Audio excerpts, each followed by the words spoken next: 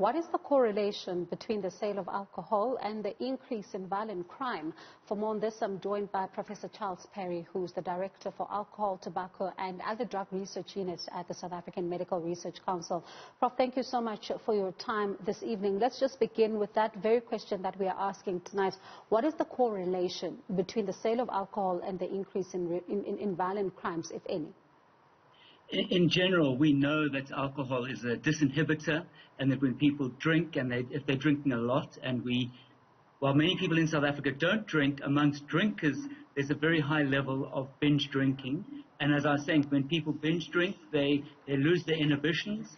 And so often people commit crimes when they're drunk, or people have drunk and then they're the victims of crime. So there is certainly a link between drinking and being a victim of crime, perpetrating crime, and so on. Some people even consume alcohol when they're about to commit a crime to give them courage to do so. And would you say that the link is huge, or there's also, a contributing factor here of capacity issues when it comes to our law enforcement authorities? Yeah, certainly that's an issue. We need to look at the structural drivers of crime and so on. Even if you're looking at drink driving, we don't have enough enforcement thereof. So yes, we need to look at and we also need to look at sort of industry practices. We're seeing a lot of alcohol being, for example, beer being sold in the 750 and 1 liter containers, and that's been linked to heavy drinking.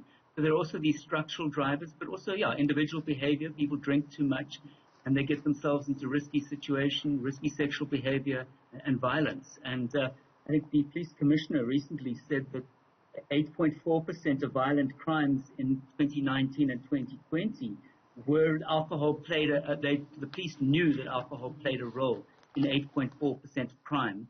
And certainly it's probably way higher than that. That's only the cases where they knew there was a link. And the other areas we know from trauma statistics that trauma doctors see a lot of patients coming in who are under the influence of alcohol.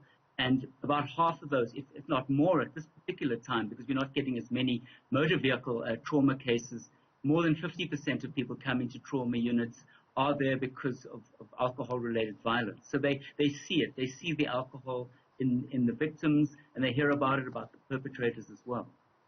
And how do we then, balance that out? Because you would have heard from some of the viewers on the streets tonight saying that there should have been somewhat of either notice or maybe a control in quantities. But there's also, a great concern when it comes to what you say, of course, the trauma units, healthcare workers being inundated, particularly with South Africa now being at the peak of COVID-19 cases. How do we then begin as a country to balance this out when it comes to the jobs that have been affected, when it comes to the ban on the sales of alcohol, and then you're also looking at lawlessness, and then also balancing it out with what the medics are then faced with in trauma units? So there's lots of questions there, and I was also going to make one point, and I'll try and get to that and come back to you if I missed something.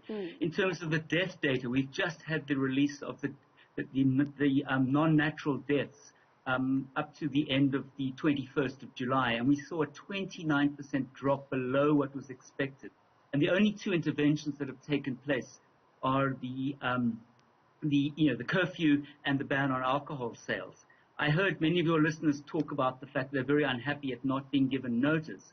But certainly that was the plan. We didn't want, I think the government 3% to 83% of trauma admissions falling away, which was the purpose for this temporary sales ban to free up space at our hospitals. But certainly there are other factors to take into account, and the sales ban I can't see lasting for too long. And I think we need to, it's not a long-term solution, but we certainly have a problem, and we need to look at a whole basket of other interventions to put in place immediately when the ban is lifted, and then roll out many others in the medium to short term to deal with the problem that we have with liquor in South Africa, so that people can continue to trade in it, but we need to reduce the burden faced by society. We have about 170 people per day die of alcohol-related causes. Obviously, many of those are not acute. There are people dying of alcohol-related cancers and so on, but probably a fifth of those at least are related to trauma. So maybe even 35 people dying a day of alcohol-related trauma in South Africa. But we need to allow the industry to continue to operate. But I think there are changes that need to take place. I talked about the large containers. I think we need to look at whether we should allow the beer industry to sell beer in 750 and 1 liter containers. The marketing of alcohol, where it's linked very pervasively to lifestyle, social success, financial success. I think we need to ask whether that's appropriate. We can allow people to sell alcohol, but I think there needs to be tighter constraints in a number of areas around, for example, marketing. We might need to look at pricing. Much of the alcohol sold in South Africa is sold between 4 and 6 rand a standard unit, which is very cheap. So, there's a whole lot of conversations we've got to look at where we can continue to allow people to make livelihoods, but reduce the burden experienced by many people.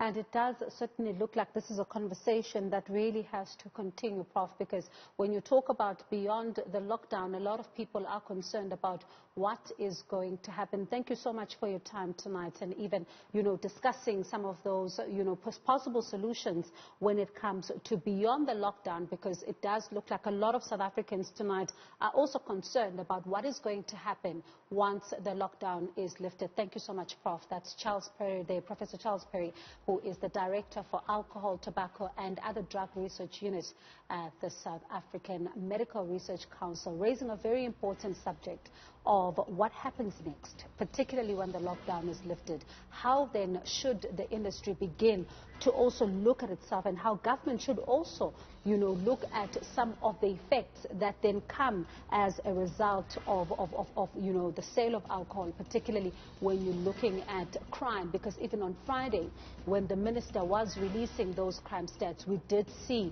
that there was a concerning figure there of some of the murders that were committed just after, people had consumed alcohol. And it does seem to be, quite of a contentious issue. And if you look at what, the healthcare workers themselves were even saying, just as South Africa was, getting into the peak as we're coming to that storm, saying that they are starting to be inundated, because when it was lockdown level 5, things were really starting to, give them hope to try and focus only on, COVID-19 cases and other related incidents. They were not seeing a surge in numbers when it comes to some of those that, were coming in as a result of either being in an accident or also, just having consumed alcohol and finding themselves in all sorts of trouble.